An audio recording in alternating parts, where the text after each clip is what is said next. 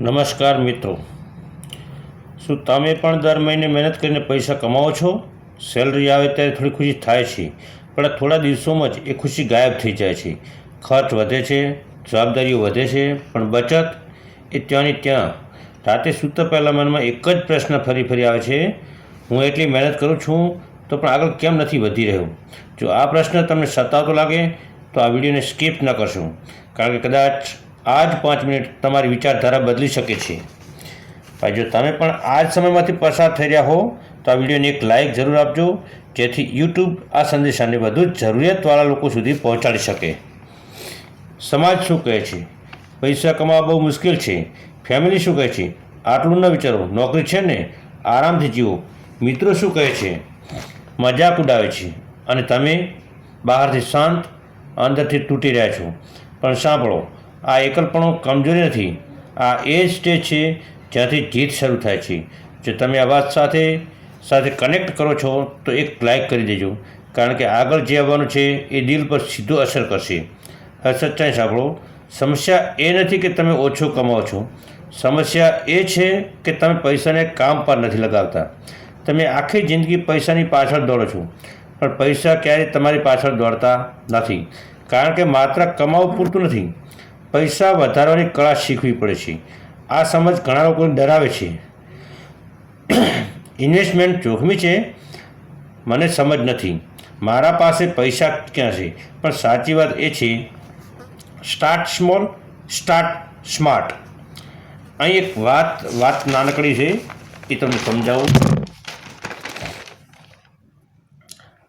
Money mindset અને multiply concept. આ એક નાનકડા ગામમાં 2 મિત્રો રહેતા હતા, રમણ અને શામજી. બંને સરખું જ કમાતા હતા, પણ બંનેની પૈસા પ્રત્યેની માનસિકતા સાવ અલગ હતી. રમણ માનતો કે પૈસા તો વાપરવા માટે જ છે. તે કમાતો કે તરત જ નવા કપડાં, સારા ભોજન અને મોજ શોખમાં પૈસા ખર્ચી નાખતો. તે બચત કે રોકાણ વિશે વિચારતો નહીં, તે હંમેશા પૈસાની કમી અનુભવતો. જ્યારે શામજીનો માઇન્ડસેટ સંપત્તિ, સર્જક અને માનસિકતા. શામજીનો વિચાર અલગ હતો. તે કહેતો, પૈસા એ બીજ છે, તેને વાવવાથી મોટું વૃક્ષ બને છે. તે પોતાની આવકમાંથી 30% જેટલી રકમ ફરજિયાત બચત કરતો અને તેને સમજી વિચારીને યોગ્ય જગ્યાએ રોકાણ કરતો, જેને કહી શકાય મલ્ટીપ્લાય કોન્સેપ્ટ. વાર્તામાં વળાંક એવો આવે છે, એકવાર ગામમાં અચાનક મોટો પૂર આવ્યો. ઘણા લોકોના ઘરમાં અને માલ સામાન નુકસાન થયું. રમણ પાસે કોઈ બચત નહોતી, એટલે તે મુશ્કેલી મુકાઈ ગયો અને મદદ માટે બીજા પર નિર્ભર રહેવું પડ્યું. શામજીએ કરેલા રોકાણને કારણે તેની પાસે પૂરતી બચત હતી. તેણે તે પૈસા વાપરીને પોતાનું ઘર ફરીથી સારું કર્યું અને નાના પાયે એક નવો વ્યવસાય પણ શરૂ કર્યો. તેણે પૈસાને ફક્ત સાચવ્યા નહોતા, પણ તેને એવી રીતે રોક્યા હતા કે તેને મુશ્કેલીના સમયમાં અને ભવિષ્ય પણ તેને મદદરૂપ થાય. જો અત્યાર સુધીની વાતોએ તમારી વિચારધારાને જરાય પણ હલાવી હોય તો ચેનલને સબસ્ક્રાઈબ કરી, કારણ કે આગળ દરેક વિડીયો તમારું માઇન્ડસેટ અને પૈસા બંને બદલી નાખવાના છે. સમય જતાં શામજીનો નાનો વ્યવસાય મોટો થયો. તેની સંપત્તિ વધતી ગઈ, કારણ કે તેણે મની મલ્ટીપ્લાય, પૈસાથી પૈસા કમાવાનો કોન્સેપ્ટ અપનાવ્યો. રમણ તેની ભૂલ સમજાઈ અને શામજીની સલાહ લેવા ગયો. આ વાર્તા આપણને પૈસાના 2 મુખ્ય સિદ્ધાંતો શીખવે છે. મની માઇન્ડસેટ એટલે કે પૈસાની માનસિકતા.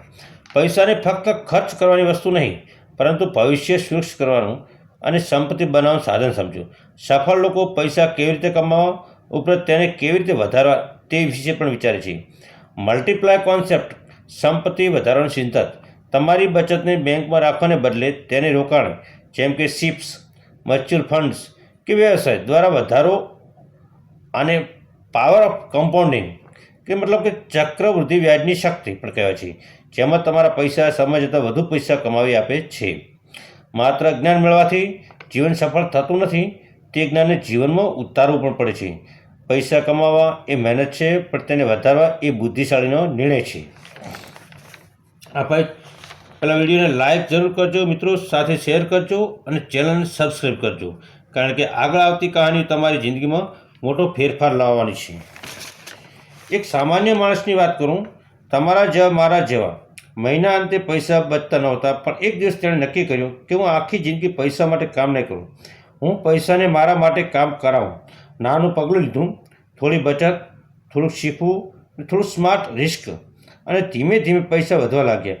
પણ એથી પણ મોટી વાત શું હતી જાણો? તેનો ડર ઓછો થવા લાગ્યો, આત્મવિશ્વાસ વધવા લાગ્યો. એ સમજી ગયો પૈસા રાતોરાત નથી વધતા, આદતથી વધે છે. આ જ ફરક છે સામાન્ય માણસ અને અમીર માણસમાં. અમીર લોકો વધારે કમાવતા નથી, એ અલગ રીતે વિચારે છે. તેઓ પૂછે છે આ પૈસા કેવી રીતે કામ કરશે, અને સામાન્ય માણસ પૂછે છે આ પૈસા ક્યાં ખર્ચી દઉં. જો અહીં સુધી તમે ધ્યાનથી સાંભળ્યું છે તો કોમેન્ટમાં લખો હું સમજી રહ્યો છું, કારણ કે સમજ બદલવાથી શરૂઆત થાય છે. ઘણા લોકો કહે છે કે મને ડર લાગે છે, પણ એક વાત યાદ રાખજો, સૌથી મોટો જોખમ કોઈ જોખમ ન લેવું એ છે. જે લોકો હંમેશા સુરક્ષિત રસ્તો પસંદ કરે છે એ આખી જિંદગી એ જ જગ્યાએ ઊભા રહે છે, અને જે લોકો વિચારીને શીખીને પગલું ભરે છે એ જ ફાઇનાન્શિયલ ફ્રીડમ તરફ આગળ વધે છે. જો તમને લાગે છે કે આ વાતો કોઈને ફાયદો કરી શકે તો એક શેર જરૂર કરજો. શાયદ તમારા એક શેરથી કોઈ બીજાની જિંદગી બદલાઈ જાય. અને આવી સચ્ચી દિલને લાગતી વાતો માટે સબસ્ક્રાઈબ કરો, કારણ કે આગળ જે આવવાનું છે એ હજી વધારે શક્તિશાળી છે. આખરે એટલું જ, પૈસા સમસ્યા નથી, વિચારધારા સમસ્યા છે. જે દિવસે તમે પૈસાને ખર્ચની વસ્તુ નહીં પરંતુ એક ટૂલ તરીકે જોતા શીખશો એ દિવસે તમારું જીવન બદલાવા લાગશે. જો તમે ખરેખર બદલાવી ઈચ્છો છો તો કોમેન્ટમાં લખો હું તૈયાર છું, હું મારી વિચારધારા બદલીશ. શાયદ આ એક કોમેન્ટ તમારી નવી શરૂઆત બની જાય.